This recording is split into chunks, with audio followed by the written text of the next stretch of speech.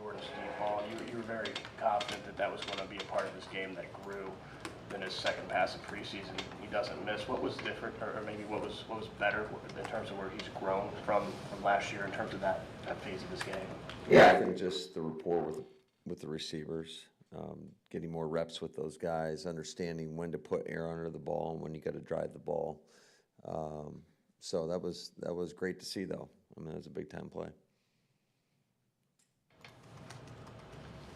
Matt, Go ahead. go ahead. You got the game fairly healthy, other than obviously Marshawn Lloyd, I think. But Yeah. anything surprise come up there? In terms of, You feel no, I felt like it was a pretty clean game, and hopefully they all go like that. Morgan going to return tomorrow or this week? We'll see. We'll see where he's at. Burr and Hopper. We'll see where they're at. With Lloyd getting hurt, you got, I think, 4 of your top 5 draft picks are injured right now. I assume that's not exactly how you'd want those guys to get ready for the season. Is that a big Don't want deal? anybody to be hurt. So, I mean, it is what it is, and these guys are going to do what they can. And I think it's always a challenge for rookies because they don't have just a ton of reps under their belt, and they don't have that experience to really draw back on. So every rep is absolutely critical for them.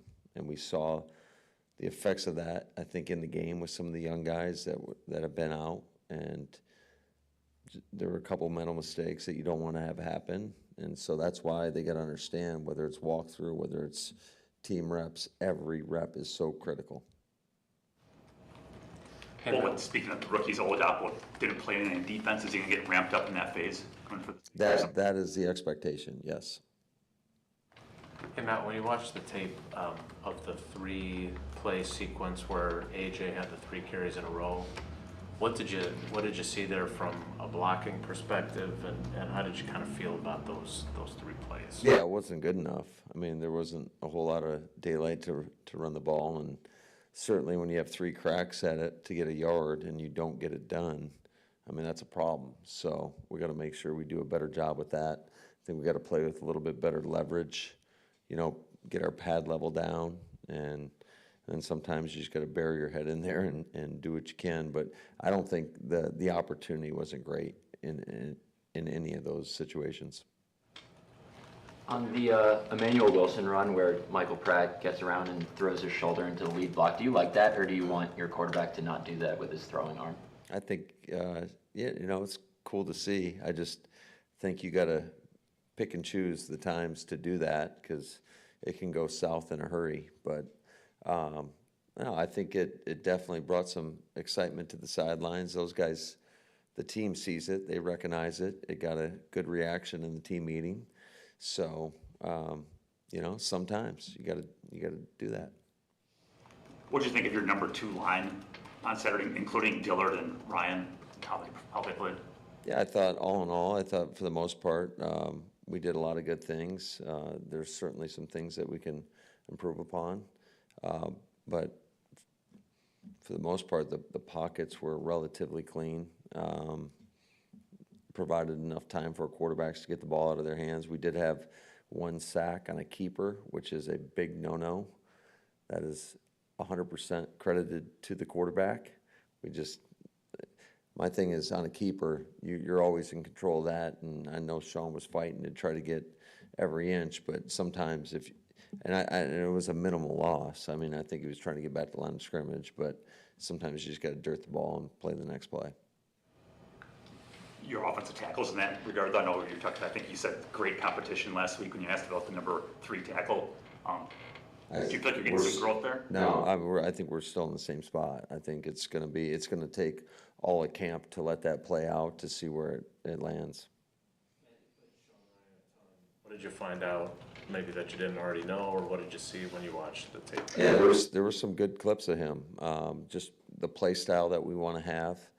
And it's just, for him, I think he's still a young player in terms of the amount of reps that he's gotten in game action, and there's a lot of room to continue to grow and just make sure. I think one of his biggest things that he's got to make sure that he's in charge of is just the conditioning component and making sure that he stays ahead of that, and because when he is fresh, he can be pretty good. When a guy like Bo Melton has a rough game catching the ball, how do you view that in the grand scheme of things? I mean, his first 12, 13 practices at training camp were really good, and then obviously Saturday wasn't what anybody wanted. Yeah, I think a couple of those were, we certainly, you got to look both sides of it. I mean, certainly a couple of those were definitely catchable balls, and anytime it hits you in the hands, you got to make the play. I think there are a couple times where he's got to be a little bit more aggressive with his hands and not allow it to get into his body. But at the same time, the quarterback's got to get the ball in front of him as well. So certainly plays that we know he's capable of making, and we've seen him make. I just think it all starts with that aggressive hands mindset. Where have you seen Lucas Van Ness take the biggest jump? Just, he's a guy that didn't get a ton of reps in college, to be honest with you. I don't even know if he started at Iowa, but so I think just, once again, every rep is so valuable for him, just the more play time. That's why we played him a little bit longer, is just get him more game action, and he'll be a guy that I would anticipate playing in this next game as well. What about Wyatt? Where do you think he's made the jump, and why is he a good fit for what you guys want to do up there? I just think his explosiveness is one of the traits that we loved about him coming out of Georgia, and I think there's a lot of less read and react in this defense. It's more attack, get off the ball, create havoc, and we saw that on I think it was on Van Ness's sack, I believe. So he got in there. The slide was actually going to working to Devontae, and he was able to fly past the center and get the quarterback off his spot and flush to the quarterback's left, and Van Ness was there for the sack. Matt, speaking of Wyatt, I know you said that Jeff's play sheet was pretty short, just to keep it simple, but you've talked so much about play style. 3 calls. I think it was 3 calls. So that's really short. Just kidding. I mean, but it was very small call sheet. Yes. You've talked so much though since you hired him about play style. when you watch the way you guys played, even with the short call sheet, it looked like you could see the play style you were looking for. Did you feel the same way? And is that something that fans should be watching for, as a continuation of? Yeah, I think, the things that the players are in control of in terms of how they run the ball and how physical they are at the point of attack, I thought that was on display. I thought it was really good. There's always room for improvement. There's always room for growth. But when one of the challenges to the guys is when we hit that pause button and guys are around the ball trying to take down the ball carrier, how many bodies are in the pitcher? And there were a lot of times where we saw 11 men in the frame. And that is, I think good things will happen. We saw it in terms of, even though they got a decent gain that first play of the second half on that screen play, the forced fumble that Evan Williams caused, there were a lot of hats running to the football, and that gives us a great opportunity at recovering the football, and that's exactly what happened.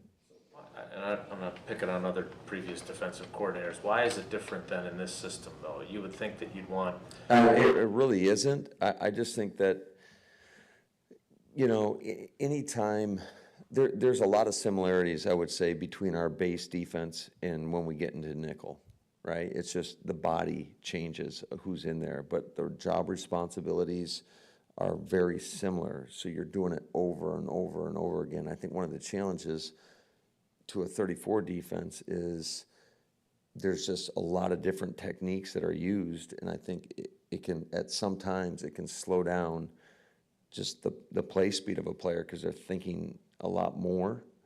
Whereas in our defense, whether it's base or nickel, I think that they're just used to doing a lot of the same things over and over and over again, and naturally it becomes just second nature, and then you can really focus on those little things that are a big deal in terms of just playing really good defense. Two more, please. Hey, Matt, what most excited you about watching Javon and Evan there in in that safety competition? I know that's going to be key throughout the rest of the camp. I'm used to hearing him called Javon, so you threw me for one right there. I'm like, who are you talking about? Bullard? Bull? Yeah, so I just think both those guys, they love football. They're instinctive. They're smart. They've got a pretty good grasp of what we're asking them to do right now, and I thought they were both showed physicality at the point of attack, which is something that we desperately need. I think a lot of times, you think about just the big guys, there's an expectation that they are going to be physical players. And when you get that from your skill group, whether it's the receivers or DBs, I think it changes the whole complexion of your team. Now, we kept asking you about, do you need a number one receiver and stuff like that in the offseason? You guys have so much talent in that, especially in the top four, but even beyond that. Where does Wicks fit into that picture? I get, I want to vomit every time I hear number one receiver, to be honest with you. It drives me crazy. That's something that you guys talk about. I feel like we got a bunch of them. So, but I think they're all kind of, I think the beauty of them is they're all capable of doing many things, which gives us a lot of versatility from an offensive perspective in terms of how we use these guys and deploy their talents. I think, especially those I would say top four guys, they're all capable of being a number one in some capacity, and it's just how do we want to attack somebody and where do we want to put those guys, and it allows us, who's going to get the ball? I don't know. It could change on a week-to-week basis. We saw it last year.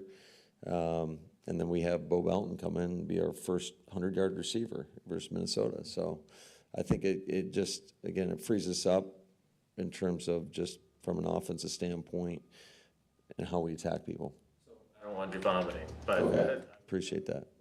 I wasn't asking about number one. What I was driving at is that exact issue. Is you got four guys, and 5 through 8, there's some pretty damn good guys there too. But what's the challenge for you as you choose personnel groups, as you pick and choose, how you get a guy, like, there's times when Wicks gets the fewest snaps of those four, with the ones, and then you see what he did on. He only got one snap the other day, and he made a hell of a play. So, that could be tough. Maybe we'll be a 10 personnel team. Who knows?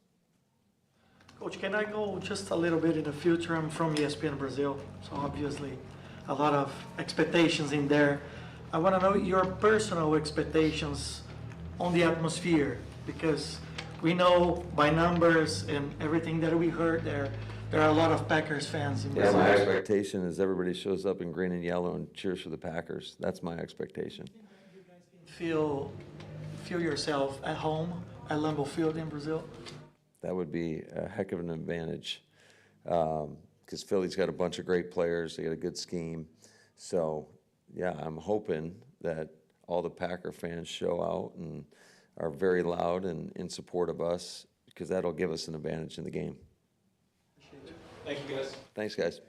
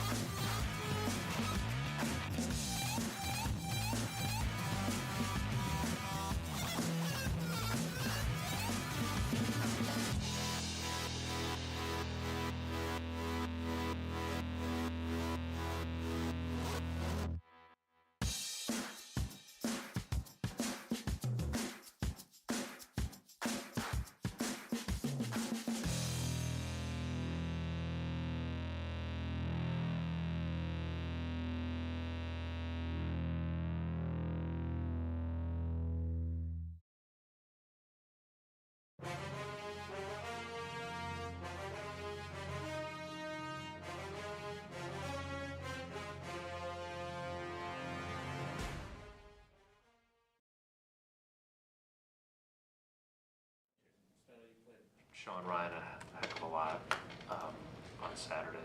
What did you see from him, and where do you kind of see his role trending right now? Yeah, I think right now, obviously, he's in a competition for a starting position. And the big thing for us is to get him ready at several positions in case he isn't, a starter. You want him to be a versatile backup that could play any of those 3 interior spots. So big camp for him, just obviously competing for that starting role at right guard and then getting ready to be a backup if that happens to be his role at center or left guard. He had not played center since high school, I think. What did you think of how he did there? I thought he did a good job. That's not an easy thing. It's pretty underrated, being able to go out there and make the calls, snap the ball to the quarterback without any exchange issues, things like that, and just being able to run the offense. So I was happy with what I saw. Like, how'd you know he could play center, or is it just a matter of you got to throw Well, out there? he's practiced center. It's not like that. Not like he hasn't done that. At some point you must think, well, let's see what he can do here. Yeah, no, that's. Trait that made you think that, or is it just kind of a necessity of? It's like, kind of, if you're, this is his 3rd year now, so he's built up to this, playing in practice and stuff. If you're not a starter, you kind of have to be versatile and have the ability to play multiple positions. So I think it's kind of just the natural course of it. How far is he from being the guy who could, if he's not starting, he could be the 2 at center? Yeah, I think this is, the big part of camp where we got to find that out, if he's the guy that we're going to rely on, or you could go back to Elton, who's obviously had a lot of experience at center as well. So that's kind of what we're seeing there. Jacob Monk potentially? Yeah, or Jacob Monk too, same deal. Impressions of him? I really like him. He plays with a lot of effort, plays with a lot of intensity, finishes his blocks. He has technique stuff to clean up that most young guys do, but from what I've seen from this first game, I was really excited about watching him. That was great. Which position is he more advanced at? I think, he's had experience in college at both, which helps him out. I wouldn't say that he's better at one over the other. I think he's a pretty versatile guy at center or guard. It's easy to see Grant DuBose catching passes. What have you kind of thought about the totality of everything that he's done? Yeah, Grant had a really good game the other day. Obviously, he made some pretty clutch catches, but his effort blocking was excellent as well. So I was really pleased with that with him. He had a really good game. Hey, Steno, going back to the offensive line for a second. Sean Ryan was a college left tackle. Morgan, what you were, this team obviously historically has taken left tackles and moved them around, and those are 2 of the latest examples. What's the challenge with those guys, though? I mean, neither one of them not only is playing left tackle, but right now it doesn't seem like you're considering using them as a backup at either of them in that role for now. How hard is that for those guys to kind of get to where they need to be? It is an adjustment. It definitely is. But I think it's one thing, that guys can handle, and we've had a lot of success doing that with guys. So, yeah, there's a learning curve, but I think, over a camp and get them into the season, they usually feel pretty comfortable there. Your comfortable level with Jordan Morgan before the injury, if he was to be your... Yeah, no, he was competing with Sean, obviously, for the starting right guard role, and he was doing a good job. Hopefully we can get him back out here pretty soon, but yeah, I was very happy with what I saw from Jordan. So I know not all deep balls are called shots. Obviously, there's scramble situations, but Jordan's percentage went up as the season went on last year. What do you think? Where did he get better when it came to throwing the ball, completing balls, down the field? I think a lot of it with him, early last year, he was kind of forcing balls down the field. And once he, just understood, okay, it might not be there, bang, hit your check down. So he was hitting a lot more check downs. And then when the open balls were there, he was hitting it. You know what I mean? He wasn't forcing it. So I think it was just basically taking what the defense gives you and having that understanding of being patient. I think that was big for him. He was right around 34% on balls that went 25 or more yards in the air, which was kind of middle of the pack. What, is there a number that's like, what do you consider pretty high? Yeah, I mean, if you're around 50%, that's pretty good. Like, that's elite probably, so I think that's always what you're hunting for there. 4 guys over that. One of Yeah. those cousins only played 8 games, so. There you go. Got all the stats right there, nice. At swing tackle, what do you guys want to see from that group in terms of someone starting to differentiate themselves? Like, what's Yeah, that- I think the biggest thing with that is just who the most reliable guy is. And it's not necessarily, you want a guy who can obviously play both positions in case something happens in a game on either side. But it's just who's the most reliable guy. The number one thing you're looking for is pass protection. You got to protect the quarterback. That is a tackle's biggest responsibility there. So that's the biggest thing we look at. And then obviously in the run game, how do you fit in the scheme? How hard are you playing? How productive are you? All that stuff. So yeah, it's just basically finding the most reliable guy on the left side and the right side. Seeing Morgan take any snaps at tackle since camp started, I don't know if that's right, but I don't remember seeing it. Yeah, no, he is not.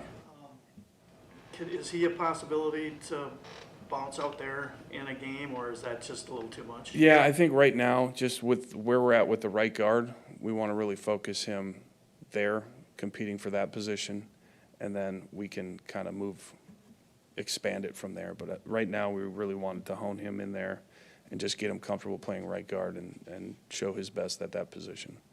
So, you know, Dillard, by his own admission, kind of had a tough go at right tackle to start. What have you seen from him since, given his experience? He seems like the kind of guy you would like to be your third tackle if he can. Yeah, he's certainly got experience, you know, and his athletic traits are top notch, being a former first-round pick. So I think just getting him reps out there, he's looked a lot better as camp's gone on the right side. So again, it's just like anything, getting him out there, getting him comfortable, putting him in these preseason games and going against some different guys, that's going to be very important for him.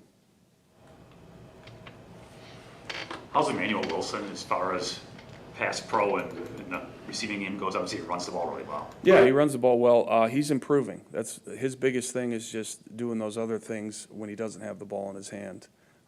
So that's his biggest challenge. But he is improving, and I like what I see from him. You're talking to Jason about your number 3 offensive tackle has to pass block. Does your number 3 running back have to do something especially good, or is that more all around? Yeah, it kind of depends. He's either got to be, you know, a protector guy, or he's got, you know, some skill set in the receiving game, or, you know, just super fast, kind of like how we used Tyler Irvin a couple years ago, where you could use him as a gadget guy, just something like that. And also special teams plays a big role in that as well, just being a productive member on special teams too. Joked, or at least I think it was a joke, with all the depth you have at receiver, you guys might just be a 10 personnel team. The challenge with that, obviously, is you got some pretty good tight ends too. Right. What's the difficulty? It's a good problem. This is to a have. very good problem to have. Yeah, no doubt. Guys involved in the offense when you have talent everywhere you look. Like, what's that like?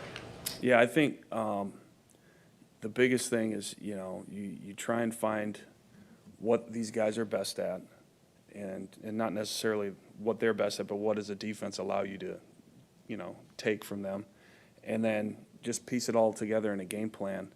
The good thing is you have a lot of weapons, so you can be pretty creative, and you can change it up a lot, and still, you know, have all kinds of guys getting the ball. And the thing I think that we were successful with last year was, like, we kind of really didn't force the ball to anybody. You just kind of let it happen, and everyone gets their touches, and it kind of evens out. So that's the one thing that's nice about what we have, is you really don't have to say, all right, this has to go to this guy. We can just let the play develop, and Jordan can read it out, and whoever's open gets the ball. How important is that from Jordan? Because it seems like even the start of last training camp, like he would just, whoever's open, there was kind of indiscriminately, whoever's open, whatever the defense gives, he's throwing to. Like, is that difficult for a quarterback to acquire within the playbook, and how important is it with this offense? I think early on in Jordan's career, he probably would have forced the ball where you're, you know, okay, I think it's this coverage, and I think I got to throw it here, and then the defense fools you, but you still force the ball there. But as you mature as a quarterback, yeah, you can kind of drop back, let it develop, and then take what they give you. So you're not really preconceiving your throw before the play happens. Steno, I take it you'll take this problem over the problem last year of not knowing what the hell the guys could do? Yeah, that was I was talking about that the other day. That was a very weird time, but ended up being pretty exciting. So no, this is a lot better. Just like being around the guys for a year, bringing in some new guys, some new weapons, and then kind of, the back end of the roster guys, seeing them develop, over a year, and now they're really stepping up and competing. So it's been fun. It's been really cool to see how this team's come together. Kind of speaking of that group, like you have I would, from my perspective, you look like you got your top four, and then you got this kind of 5 through 8 group of Bo, DuBose, Samari, and Malik. There's probably some teams that would be more than happy to take those guys after you. Yeah. How do you kind of look at how those 4 are competing to be the next man up? Yeah, that's one thing that they understand, what's happening, and they understand every day you have to be at your best, every day you have to bring it. And you're really seeing all those guys step up, and it's been pretty cool to watch just the competitiveness of all those guys. Stenavich, what did you think of the 3-play sequence where you gave the ball to AJ 3 times? On the one hand, it looked like it wasn't super blocked up, but the other, It was, obviously, anytime you get into a short yardage situation, you don't get it, you're pretty disappointed. But just one thing, we got to play with better pad level, and that's across the board. That's every single guy on the play. I felt just needed to improve the pad level. You guys good? Cool. Thanks, guys. See you.